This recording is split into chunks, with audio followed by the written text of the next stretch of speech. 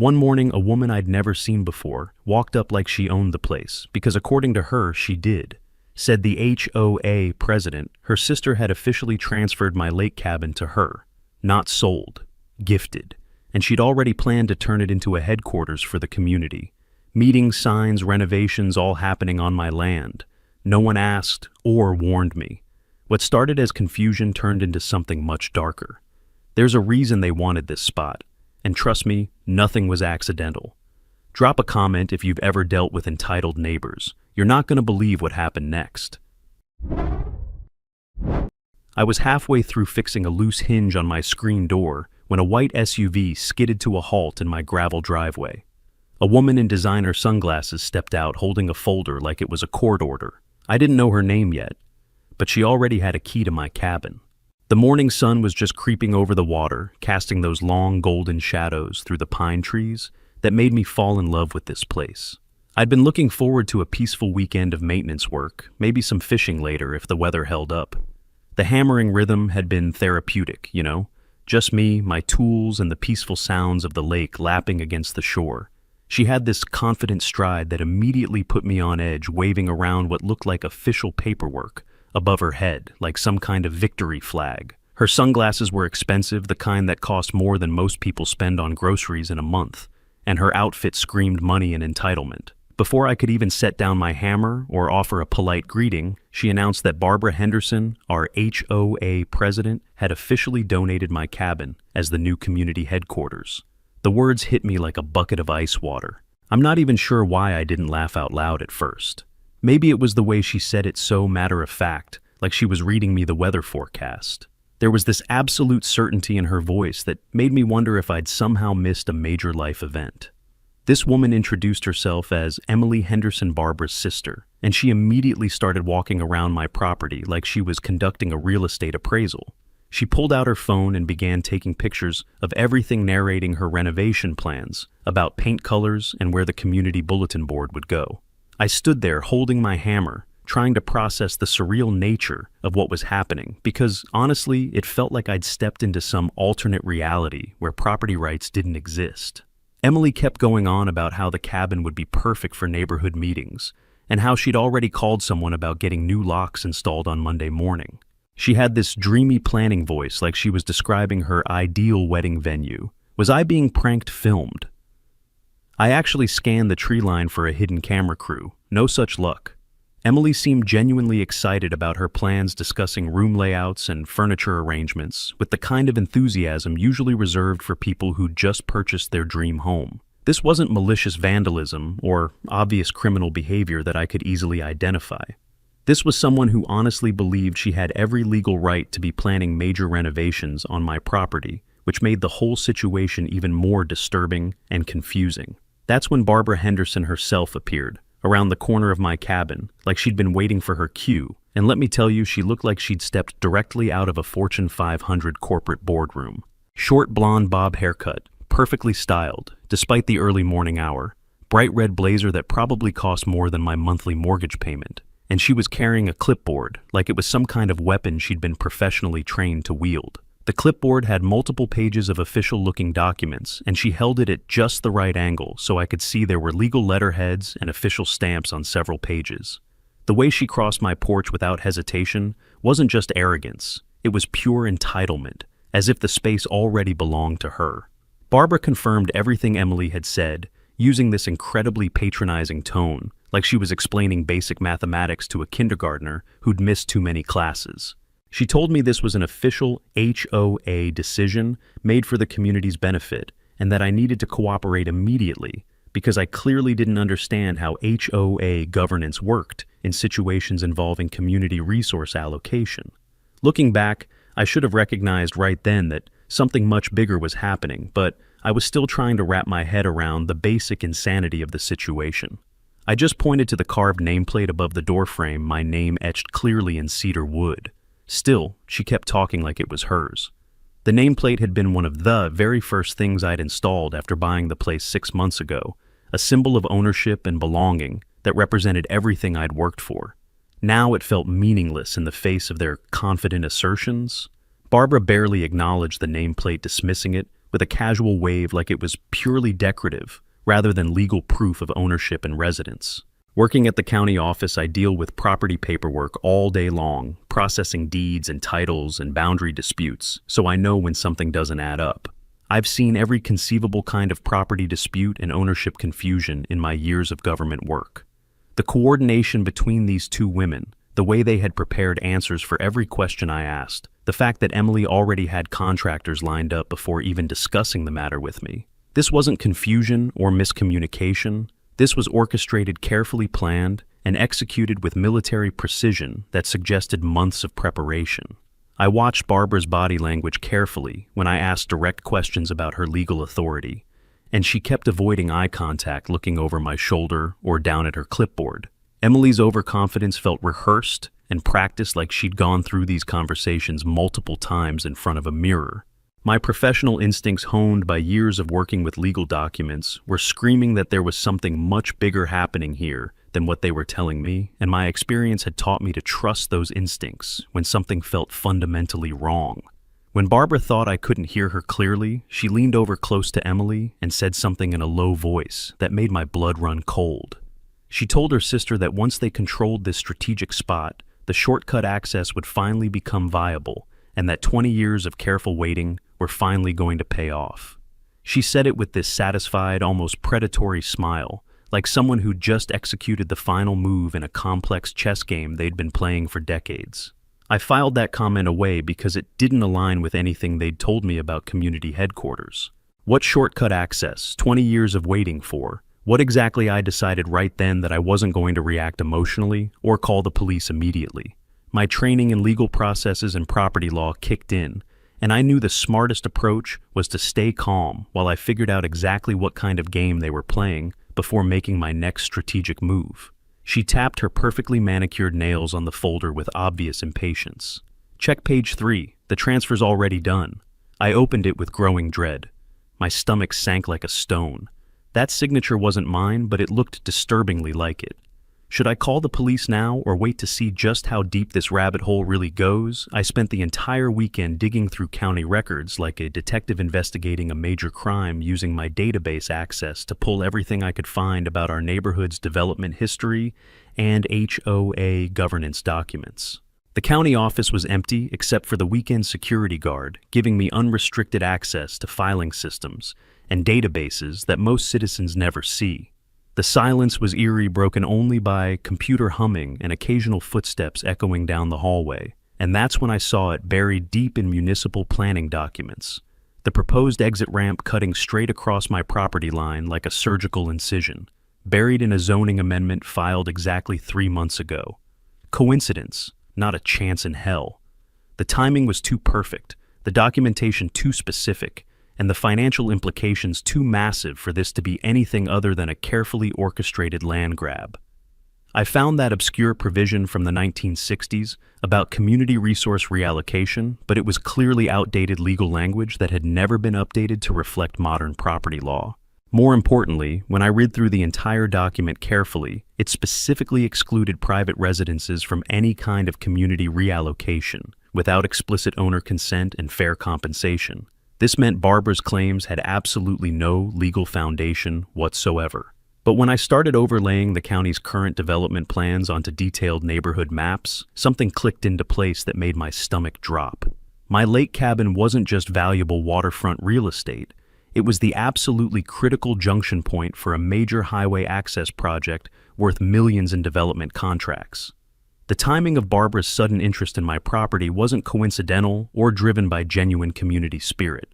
I pulled up the comprehensive highway development timeline and found that preliminary surveys were scheduled to begin within 6 months, with construction potentially starting within 2 years if approvals went through.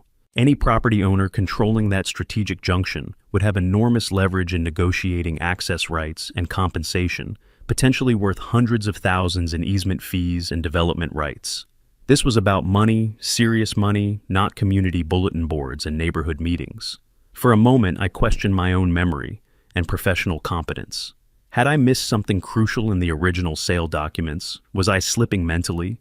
Or were they just that skillfully good at manufacturing confusion and self-doubt?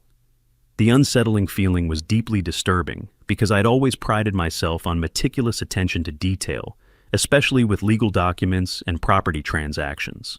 But the mounting evidence was becoming crystal clear that this had nothing to do with community headquarters or legitimate HOA authority. Barbara Henderson was methodically positioning herself to profit enormously from a massive development project, and my cabin represented the key piece she desperately needed. Tuesday evening, I received an official notice about an emergency HOA meeting scheduled for that very night. The rushed timing felt deliberately calculated, designed to catch residents off guard and limit organized opposition. When I arrived at the community center, Barbara had prepared what looked like a corporate presentation, with professional charts, color-coded graphs, and even a laser pointer. She'd transformed the casual community room into something resembling a Fortune 500 boardroom, complete with printed handouts, official binders for each board member, and a projection screen that must have cost more than most people's monthly rent. 2 more board members showed up that afternoon, and their behavior immediately set off alarm bells. One was casually holding what appeared to be a commercial-grade drone remote. The other asked me with straight-faced seriousness if I had proper permits for my solar panels. I didn't even have solar panels installed on my property.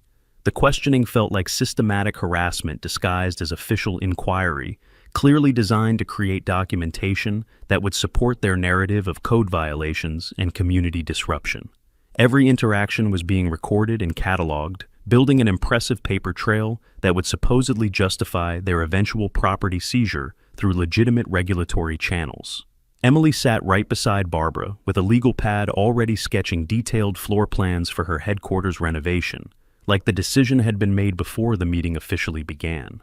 Barbara's presentation was filled with corporate buzzwords about optimizing underutilized community assets and fulfilling neighborhood potential. But when you analyzed what she was saying, she never explained what any of it actually meant in concrete terms. I sat strategically in the back row, taking detailed notes and watching other board members' reactions, trying to understand the true depth of this conspiracy. Barbara delivered her obviously rehearsed speech about community growth and shared resource management using professional phrases that sounded official but meant nothing when subjected to critical analysis. She kept referring to comprehensive studies and community surveys that she never actually presented, and she spoke confidently about neighborhood consensus that clearly didn't exist because nobody had consulted me or most residents about these elaborate plans. The other board members looked visibly uncomfortable throughout the presentation, shifting nervously and avoiding eye contact, but significantly none spoke up to challenge her authority. I had already taken the precaution of emailing every record I possessed to myself and saving them in multiple secure locations. These people weren't just petty neighborhood bullies. They were methodical, organized, and clearly operating with sophisticated planning and significant resources. When Barbara finally opened the floor for questions, I stood up confidently with my comprehensive documentation and presented a systematic breakdown of exactly why her claims had no legal merit under current property law. I deliberately kept my tone completely professional and factual, which seemed to visibly irritate Barbara because I suspect she was hoping I'd become emotional and discredit myself. When I directly questioned the legal basis for her claimed authority, Barbara's demeanor shifted dramatically from friendly community leader to something much more calculating and aggressive. She announced with great ceremony a $500 per day fine for what she called HOA non-compliance, and established a firm deadline of exactly 1 week for my supposedly voluntary cooperation. The fine amount seemed completely arbitrary, and obviously punitive, clearly designed to financially pressure me into submission rather than addressing any legitimate community concerns. After the meeting concluded, I stayed in the parking lot and watched Barbara's behavior carefully. She positioned herself at the edge of the community center property, standing at the exact angle where she could stare directly at my lake cabin. She stood there for almost 10 minutes, occasionally taking photographs of sightlines and gesturing toward different areas of my property, like she was explaining architectural plans to invisible contractors. The whole performance felt rehearsed and purposeful, like she was already mentally visualizing the completed project and calculating expected profits. I thought I had them completely cornered with my evidence. The deed, the tax records, the insurance documentation, they were absolutely airtight and legally unassailable. Then Frank Peterson, the oldest neighbor on the ridge who'd lived here for decades, knocked urgently on my door. He looked genuinely pale and shaken. "You need to see this right away," he said with obvious concern. "They did this exact same thing before." So was I being paranoid, or was I finally seeing the real game she'd been playing all along? By Wednesday morning, I'd installed a comprehensive security system that would make a federal building jealous of its capabilities. Electronic locks with complex codes that only I knew, motion-activated cameras covering every angle of the property perimeter sensors that would alert me if anyone approached within 50 feet, and infrared recording equipment that captured clear footage even in complete darkness. Everything was completely legal for private property protection under current state law, and I made sure to post appropriate warning signage about surveillance recording and clearly marked property boundaries that would eliminate any legal confusion about trespassing violations. I had a growing feeling that Emily was going to attempt something desperate soon. This wasn't just about holding defensive ground anymore against their harassment campaign. I needed to strike first, strategically, before they could rewrite the rules again, or manufacture new legal justifications for their property grab. So I called in a longtime friend from the district attorney's office who specialized in property fraud cases. We had some serious catching up to do about legal precedents and prosecution strategies. My contact there had extensive experience with organized property theft schemes and could provide invaluable guidance on building a prosecutable criminal case against systematic fraud operations. The conversation confirmed my growing suspicions that this situation was far more serious than typical neighborhood drama. By the third day of their campaign, the professional locksmiths had completely stopped showing up at my property. Emily stood pathetically by my front gate with folded arms and a Bluetooth headset, issuing increasingly desperate threats to nobody in particular while pacing back and forth like a caged animal.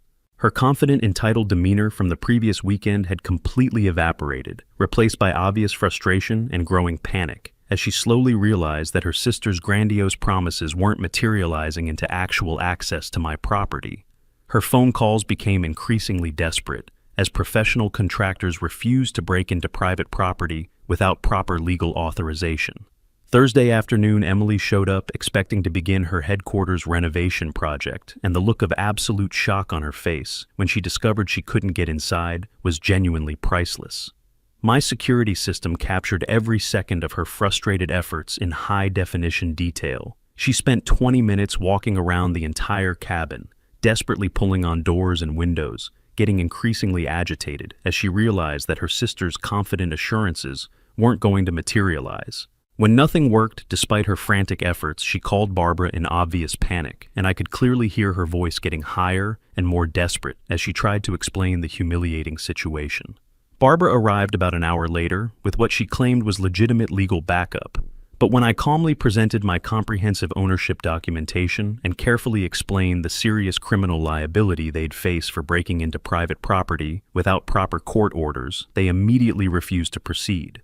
The head locksmith, who clearly had experience with property disputes, actually apologized to me for wasting my time and politely informed Barbara that she'd need authentic legal authorization before anyone would help her. Professional contractors recognize property disputes immediately and understand the substantial legal risks of getting involved without proper documentation. I had also proactively contacted all local utility companies with detailed ownership verification and created comprehensive paper trails preventing any unauthorized service interruptions that might be used as pressure tactics. My valuable connections at the county office helped expedite these important protections, ensuring that every utility provider had official documentation clearly showing that I was the sole authorized account holder for all services. If Barbara attempted to cut off essential services like electricity or water, she'd be committing additional serious felonies that would be straightforward to prosecute in court. I was systematically building an impenetrable fortress of legal protection around my property. I installed motion-triggered floodlights under the front porch that were sensitive enough to detect even small movements. When Barbara stepped too close during one of her reconnaissance missions that evening, the entire front lawn suddenly lit up like a professional stage or movie set. She visibly flinched and stumbled backward. I didn't even blink or react. The psychological impact was immediate and highly effective, clearly demonstrating that her attempts at intimidation and surveillance were being monitored, documented, and turned against her. Every trespass, every harassment attempt, every violation of my clearly marked property rights was being recorded in high definition with precise timestamps. That same evening, I spotted a black commercial-grade quadcopter buzzing suspiciously low near my dock, obviously conducting unauthorized surveillance of my property. I stepped outside calmly with a powerful flashlight and a garden hose at full pressure. The drone immediately swerved away from my property. Good choice by whoever was operating it.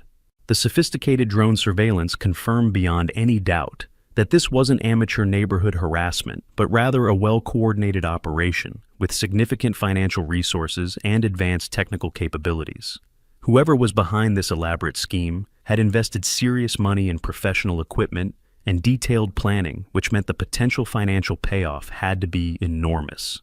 I went deeper into county databases to understand exactly what was at stake financially in this property grab. The highway access development project that would cut through my lake cabin location would increase surrounding property values dramatically, but the biggest beneficiary by far would be Barbara's adjacent land holdings. According to detailed county assessments and development projections that I accessed through my official channels, successful development of that critical access road would increase Barbara's property value by an estimated $300,000 minimum. Her elaborate community headquarters story was just sophisticated cover for what amounted to the largest property theft scheme I'd ever encountered in my years of working with real estate law. Emily's growing panic was becoming more obvious and desperate every single day as she slowly realized the promises Barbara had made weren't going to materialize no matter how much she complained. She'd been promised something valuable that she couldn't actually access or control, and she was starting to ask Barbara increasingly uncomfortable questions about potential legal exposure and serious criminal liability. My comprehensive security cameras captured extensive footage of Barbara surveying my property after dark, like some kind of professional reconnaissance operative taking detailed measurements and photographing potential access routes with the methodical approach of someone planning a military operation. This was clear evidence of criminal trespassing and premeditation that would be absolutely invaluable if this situation escalated to formal court proceedings.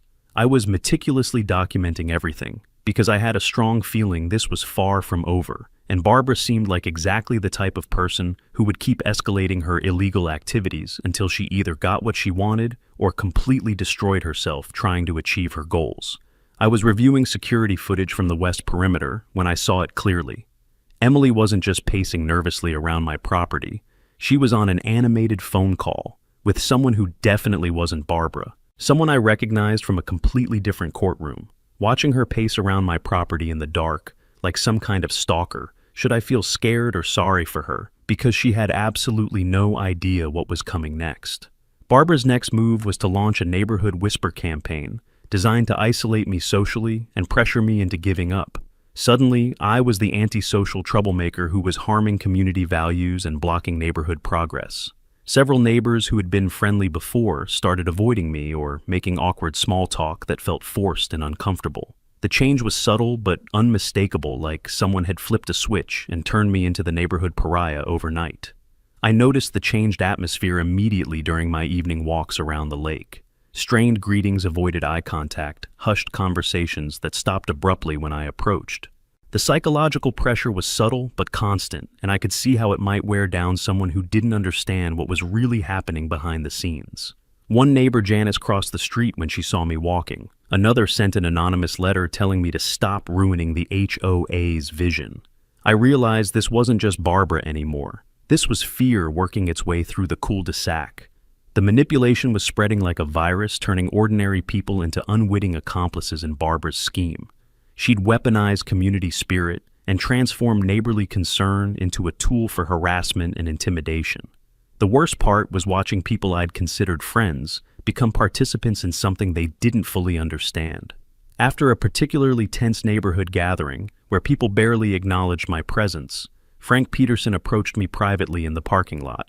Frank was this elderly guy with gray hair who'd lived in the neighborhood for decades, and he had a reputation for keeping to himself and observing everything without getting involved in drama. He was the kind of neighbor who knew everyone's business but never gossiped about it, the type who noticed patterns that other people missed.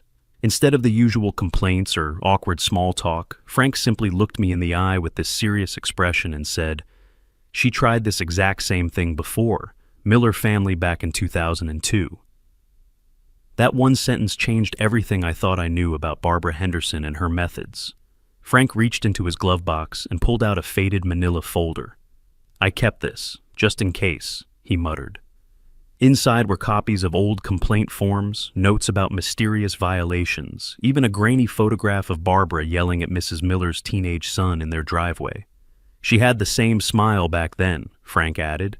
"The one that says, 'I've already won.'" The documentation was extensive and methodical, showing a pattern of harassment that stretched back decades. Frank had been quietly collecting evidence of Barbara's abuses, understanding that someday someone would need proof of her systematic criminal behavior. Frank explained that Barbara had previously attempted to claim authority over the Miller family's property using fabricated HOA justifications and forged documentation. The county had investigated after the Millers fought back, and they'd found systematic abuse of administrative power, including harassment, false claims of authority, and attempted property interference. Barbara had received a formal warning and a 10-year prohibition from any involvement in property development or access issues within the county. The prohibition had been specifically designed to prevent exactly the kind of scheme she was now trying to pull on me. The kicker was that her prohibition period had expired just 3 months before she started targeting my cabin. Following Frank's lead, I accessed county violation records and found Barbara's complete legal history spread across multiple files and databases. Formal warnings, documented harassment complaints, and a prohibition order that specifically mentioned her pattern of using false HOA authority to interfere with property rights and intimidate homeowners into compliance. She'd been systematically planning this scheme for years, waiting for her legal restrictions to expire, before targeting the most strategically valuable property in the neighborhood. The woman wasn't just delusional or power-hungry. She was a calculated repeat offender who'd learned to be more careful about covering her tracks and creating plausible legal cover for her crimes. I felt this mix of anger and shame crawling under my skin. I'd thought I was the first, that this was personal, but it wasn't. Barbara had turned property theft into a playbook, and I was just her latest attempt. The realization that I wasn't special, that I was just another victim in a long line of targets, was both humbling and infuriating. How many other families had she destroyed? How many people had given up rather than fighting someone who seemed to have unlimited confidence and official-looking paperwork? I started building a comprehensive case file with everything I'd discovered, organizing it like the legal proceeding I suspected was coming. Property documentation, harassment, evidence, county violation, history, development, value analysis, and security footage of her trespassing incidents. My supervisor at the county office remembered Barbara's previous violations when I mentioned her name, and he advised me that repeat offenders get serious scrutiny in our jurisdiction. The institutional support was encouraging, but I was also starting to understand just how dangerous Barbara could become when her carefully laid plans started falling apart. She'd invested too much time and effort into this scheme to give up easily. Emily's doubt was becoming more visible every day as she watched Barbara's increasingly desperate behavior and my methodical professional responses. She started pressing Barbara for legal justification and concrete timelines, but Barbara's evasive answers only increased Emily's anxiety about potential criminal exposure. I could see Emily starting to realize that she'd been used as a pawn in a scheme that could result in serious criminal charges for both of them. The sister dynamic was shifting as Emily began to understand that Barbara had put her in legal jeopardy without fully explaining the risks. With historical context and institutional support, I developed a comprehensive strategy to expose Barbara's scheme through proper legal channels rather than trying to handle it myself. I had transformed from a defensive property owner who was just trying to protect his cabin into a strategic investigator with powerful evidence and official backing. Frank's revelation had given me the missing piece of the puzzle, and now I understood that Barbara's current behavior was just the latest chapter in a long history of property-related crimes. The question was whether I had enough evidence to stop her permanently this time, or if she'd just wait another 10 years and try again with someone else. The pattern suggested she wasn't going to stop until someone made her stop. Barbara had perfected her methods over decades, learning from each previous attempt and refining her approach to avoid the mistakes that had gotten her caught before. She was like a virus that had evolved to become more resistant to legal antibiotics, more sophisticated in her methods of infection and manipulation. That night, someone knocked on my cabin door. Not hard, just 2 soft taps like a warning. When I opened it, there was nothing but a manila envelope.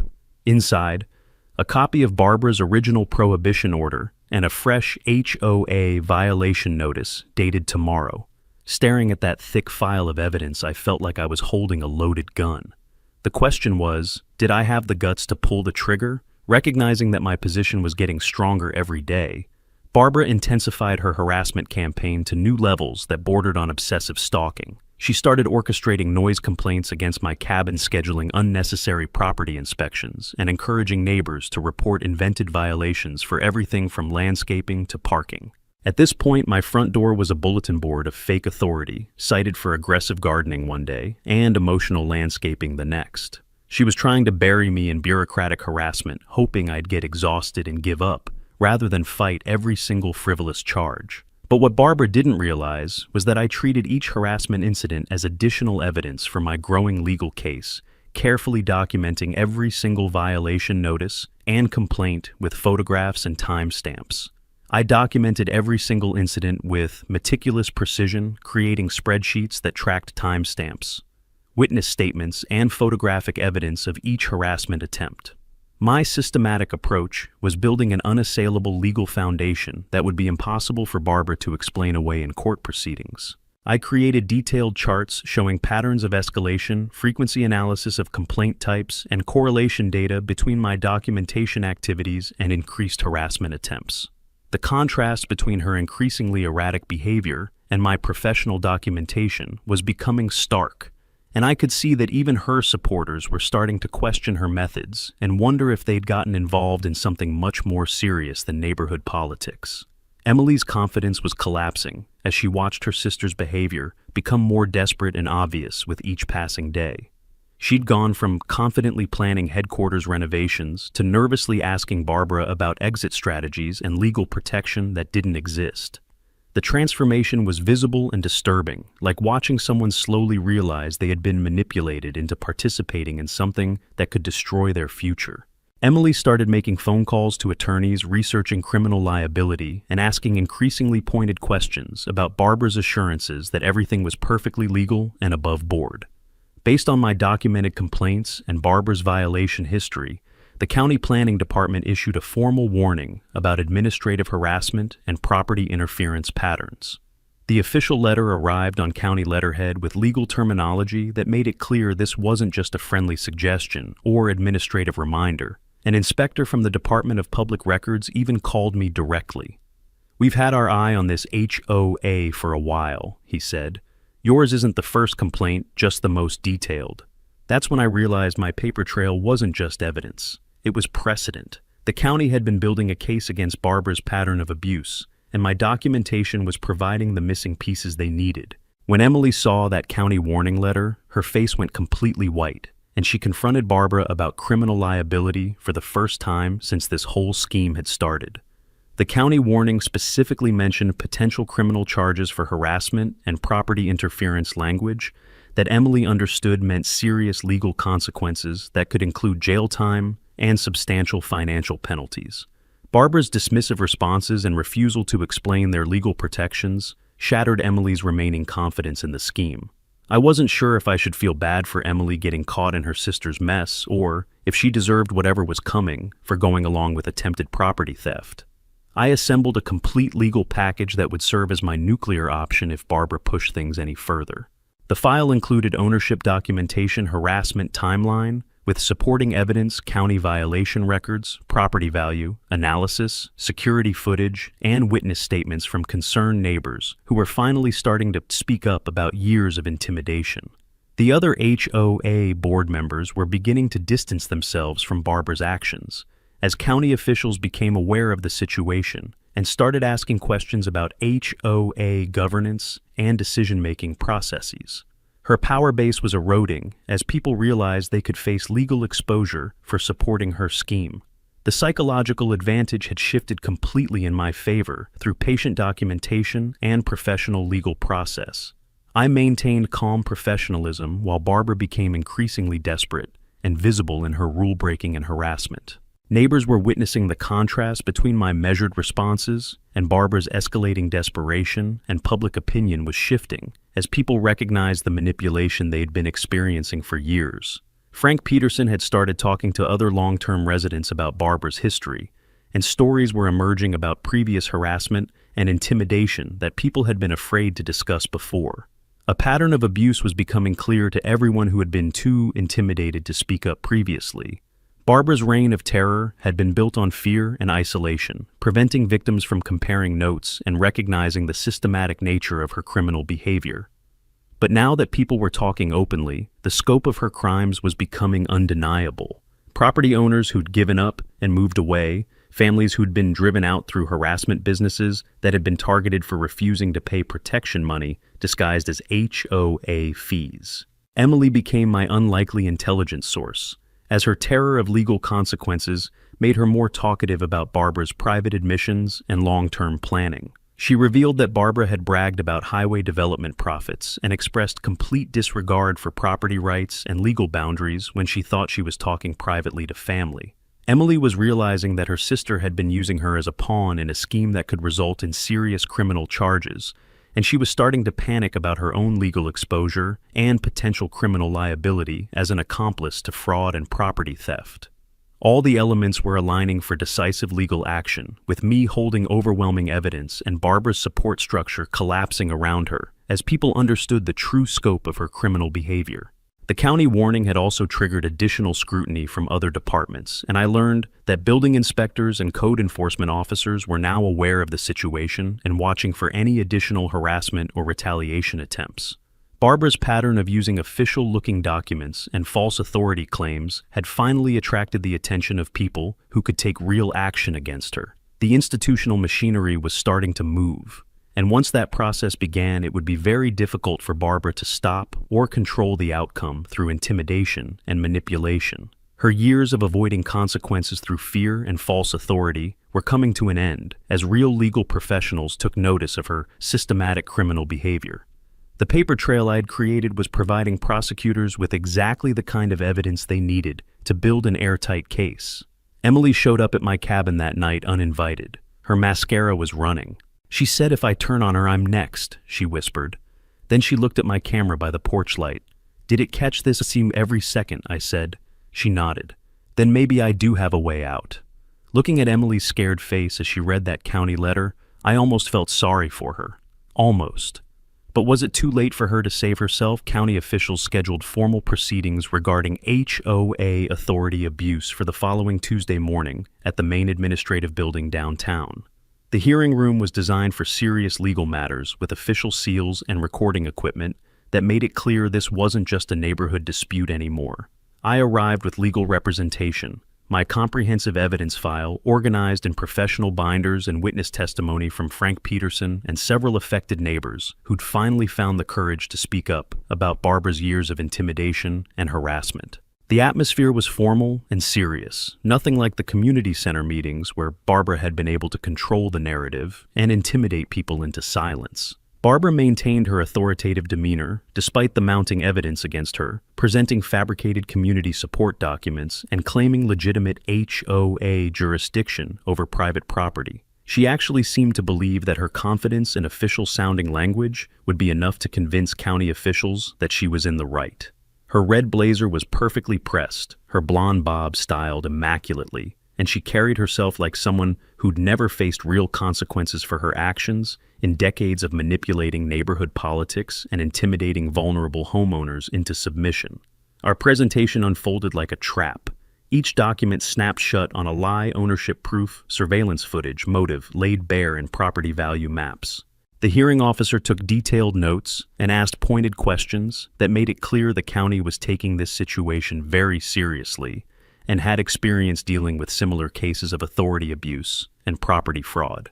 Barbara's confident facade started cracking as she realized that official county proceedings operated by different rules than neighborhood intimidation. I should have felt triumph. Instead, there was something hollow in her eyes, like she knew this wasn't her final defeat, like she had practiced losing before. The realization was unsettling because it suggested that Barbara viewed this hearing not as a decisive conclusion, but as another step in a longer game that I didn't fully understand yet.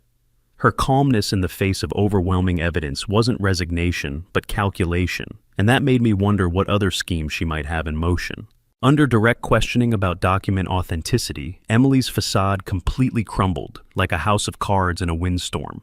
Terrified of criminal charges and desperate to save herself from prosecution, she revealed Barbara's private confessions about highway development schemes and her admitted intentions to steal my property for personal profit.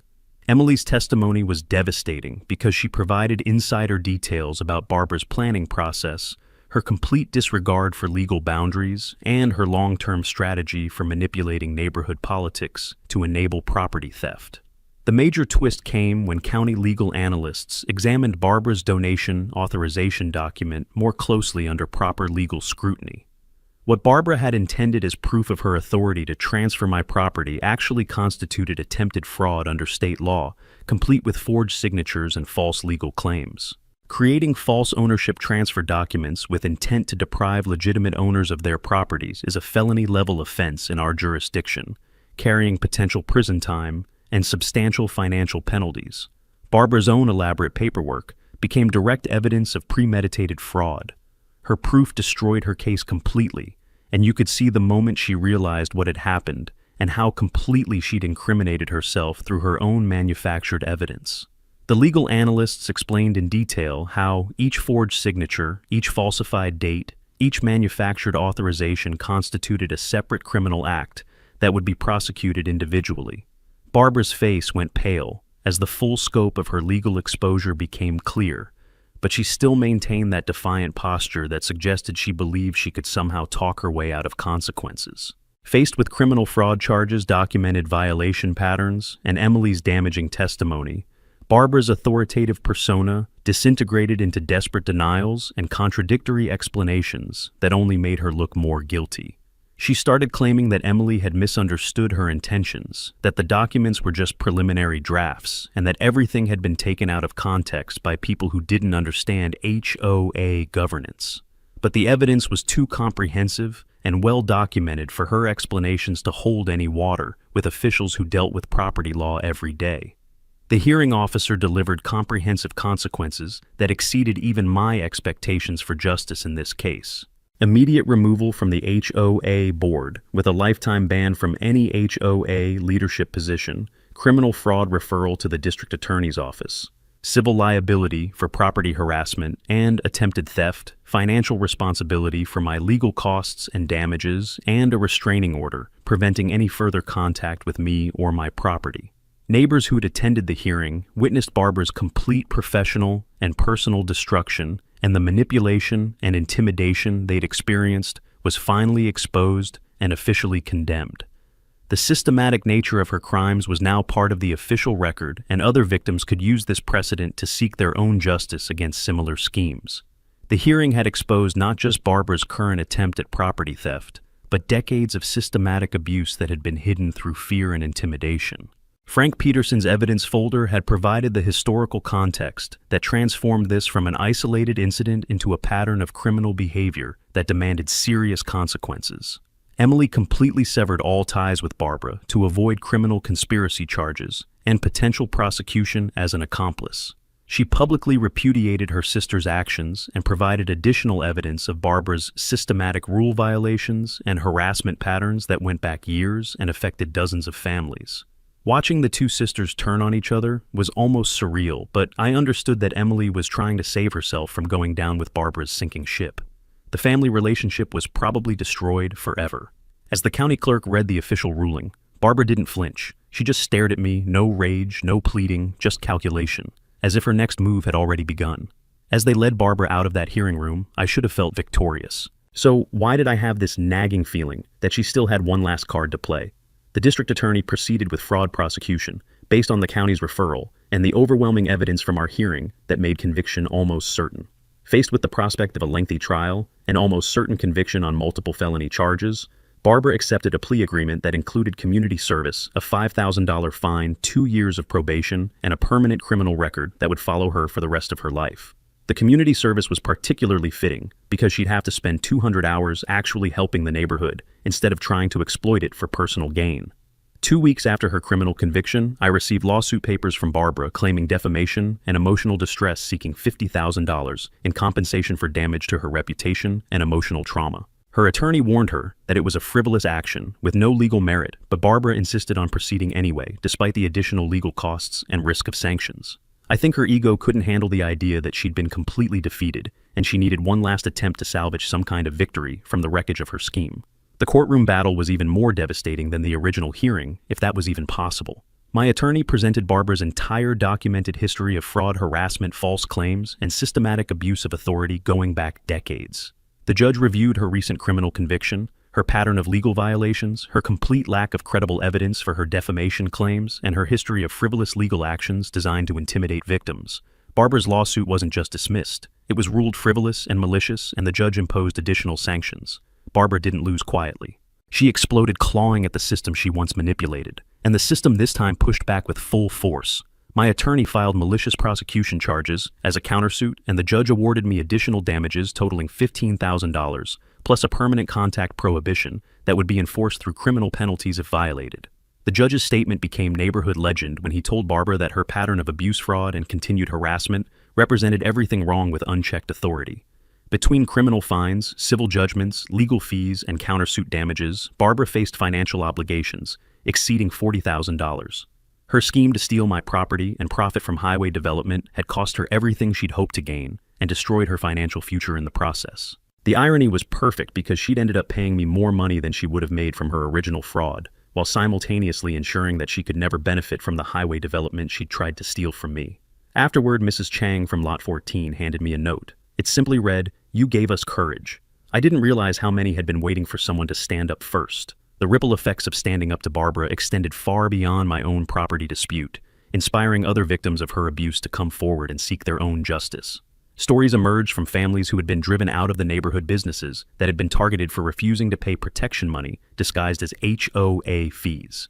Emily's complete transformation was probably the most surprising outcome of the whole situation, and it gave me some hope for human nature, despite everything I'd witnessed. Forced into employment for the first time in her adult life, to pay her share of the legal judgments, she found work at the local Department of Motor Vehicles and discovered that having real responsibilities actually gave her life purpose and meaning.